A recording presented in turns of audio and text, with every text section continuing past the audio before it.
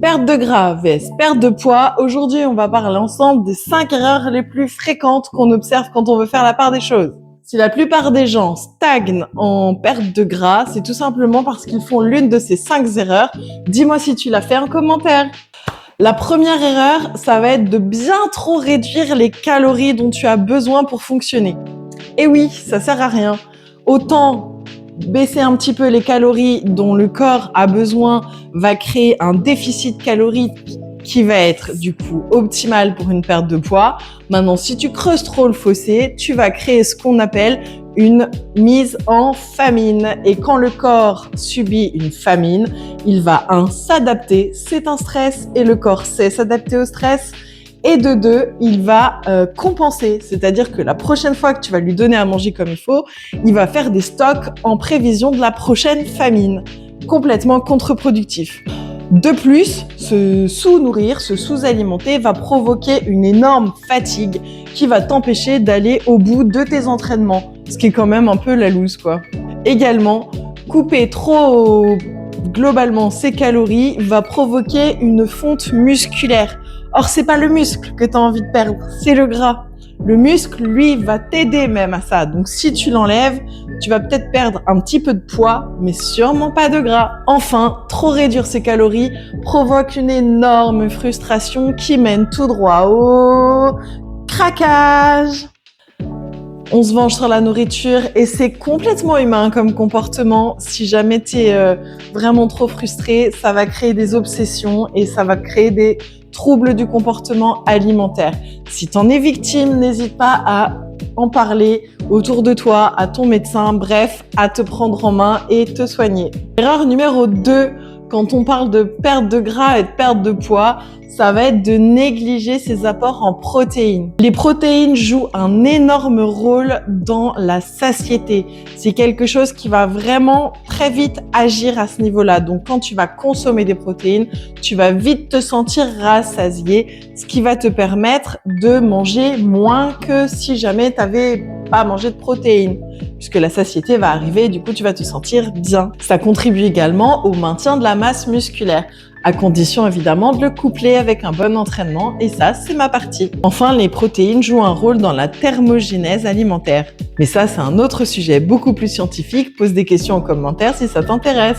Évidemment, pour les protéines, vous avez plusieurs sources de protéines possibles, animales ou végétales.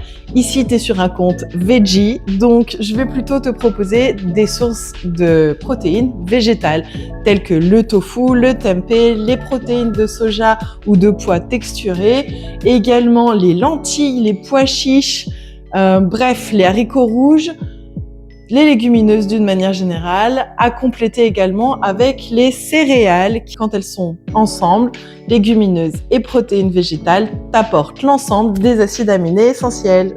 Erreur numéro 3, peut-être que c'est ton cas, tu as envie de perdre du gras et du coup tu ne jures que par le cardio. Erreur. Ok. C'est super intéressant de travailler son cardio et franchement, je ne peux que le conseiller. Et oui, c'est vrai, le gras de ton corps va s'évacuer avec ton souffle. Alors, effectivement, avoir une activité qui fait travailler ce souffle est toujours bénéfique. Peu importe d'ailleurs ton objectif dans la vie, travailler ta respiration va toujours t'apporter du positif. Maintenant, ce qui va venir te faire consommer, entre guillemets, le gras, l'énergie que tu apportes, la graisse, enfin, le surplus énergétique que tu veux cramer, c'est tout simplement le fait d'être musclé. Ça augmente ton métabolisme. Et le fait de se muscler, ça passe par du renforcement musculaire, de la musculation. Et oui, tu construis pas tellement de muscles en allant courir juste avec une paire de baskets, même si c'est excellent et que ça contribue à la bonne santé cardiovasculaire. Et oui, on est d'accord, les marathoniens ont une musculature vraiment sympa, mais je pense pas que tu aies un niveau marathonien. Donc, si tu cours le dimanche, il te faut une activité physique complémentaire. Erreur numéro 4, tu sous-estimerais pas ton sommeil par hasard? Le sommeil a un énorme impact sur tes hormones et les hormones, c'est ce qui fait que ton corps fonctionne bien ou mal si jamais c'est mal réglé. Bref, c'est le régulateur de l'ensemble des systèmes de ton corps. Donc, le sommeil va venir un peu comme une horloge qui se remet à l'heure, va venir un peu remettre tout ça dans le bon ordre et te permettre de recommencer des cycles hormonaux dans de bonnes conditions. La fatigue va l'en empêcher et le manque de sommeil également. De plus, on le sait, quand on est fatigué, on a des fringales et d'autres sortes de troubles alimentaires, de comportements alimentaires, ce qui est très problématique, on en a parlé plus tôt. Enfin, pendant ton sommeil, c'est là que tu vas avoir une meilleure récupération musculaire. Perso, quand je me tape une grosse séance de sport, de muscu ou même de cardio, peu importe, mon corps réclame une sieste. C'est spontané. Alors, on peut le ressentir à plus ou moins grande échelle. Moi, je suis quelqu'un qui est hyper à l'écoute de mes sensations et du coup, je lui fournis la sieste dont il a besoin et j'ai presque, à un point que j'ai presque des fois les courbatures directement dans la même journée, quoi. Alors que la plupart des gens te répondront qu'ils en ont au bout de 2 jours.